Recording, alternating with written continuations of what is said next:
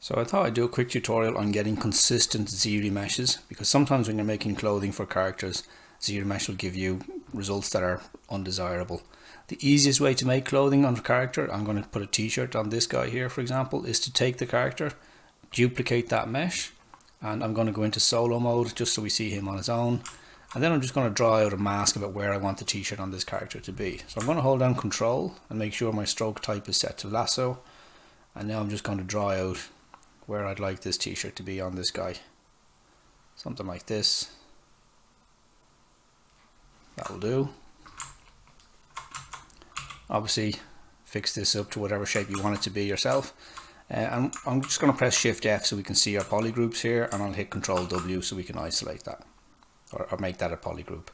So Control and Shift will change to our Select Rect, so we can just click on the yellow that we have now, and then we have to delete the hidden stuff. So I'm going to go to Geometry, under Modify Topology we have Delete Hidden.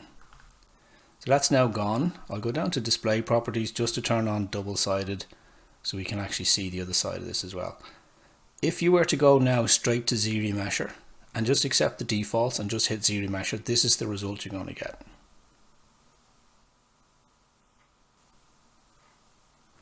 So sometimes you'll get this kind of result. I'm not saying every time, but sometimes you'll get this, and if you do, it can be quite frustrating because you imagine that you're going to get something clean and it's going to be very workable. So to avoid this from happening, this is what this tip is all about. I'm just going to hit Control Z on that. So without doing anything else, I'm just going to go to the edge loop and I'm just going to accept the defaults and hit the group loops button.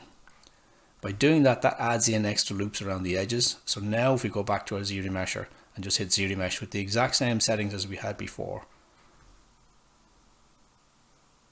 you can see we get much better results.